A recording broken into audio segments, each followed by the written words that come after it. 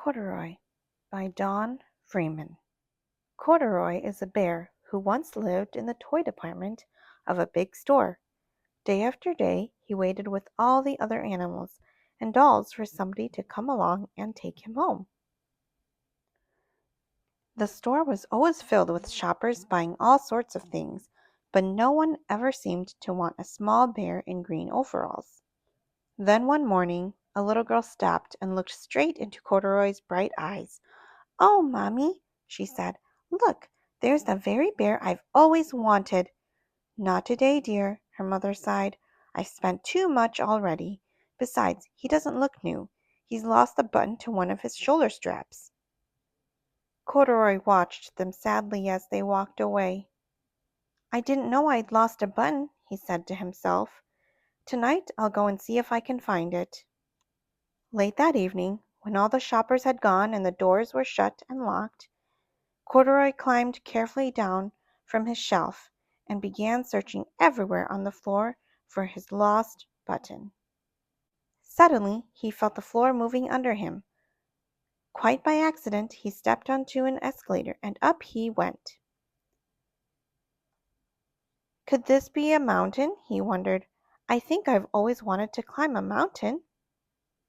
He stepped off the escalator as it reached the next floor, and there, before his eyes, was a most amazing sight. Tables and chairs and lamps and sofas and rows of beds. "This must be a palace," Corduroy gasped. "I guess I've always wanted to live in a palace." He wandered around admiring the furniture. "This must be a bed," he said. "I've always wanted to sleep in a bed," and up he crawled into a large, thick mattress. All at once he saw something small and round.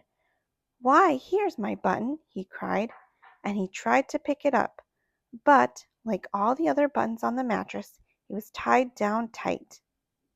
He yanked and pulled with both paws until, pop! Off came the button and off the mattress. Corduroy toppled. Bang into a tall floor lamp. Over it fell with a crash. Corduroy didn't know it, but there was someone else awake in the store. The night watchman was going his rounds on the floor above. When he heard the crash, he came dashing down the escalator. "Now who in the world did that?" he exclaimed. "Somebody must be hiding around here." He flashed his light under and over sofas and beds until he came to the biggest bed of all, and there he saw 2 fuzzy brown ears sticking up from under the cover. "Hello," he said. "How did you get upstairs?" The watchman tucked Corduroy under his arm and carried him down the escalator and set him on the shelf in the toy department with the other animals and dolls. Corduroy was just waking up when the first customers came into the store in the morning, and there, looking at him with a wide, warm smile, was the same little girl he'd seen only the day before. "I'm Lisa," she said, "and you're going to be my very own bear. Last night I counted what I've saved in my piggy bank, and my mother said I could bring you home." "Shall I put him in a box for you?" the saleslady asked. "Oh, no, thank you," Lisa answered, and she carried Corduroy home in her arms. She ran all the way up 4 flights of stairs into her family's apartment and straight to her own room. Corduroy blinked.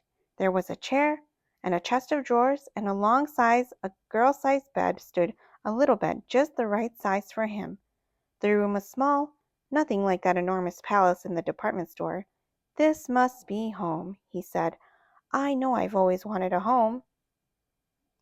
Lisa sat down with Corduroy on her lap and began to sew a new button on his overalls. "I like you the way you are," she said, "but you'll be more comfortable with your shoulder strap fastened." "You must be a friend," said Corduroy. "I've always wanted a friend." "Me too," said Lisa, and gave him a big hug.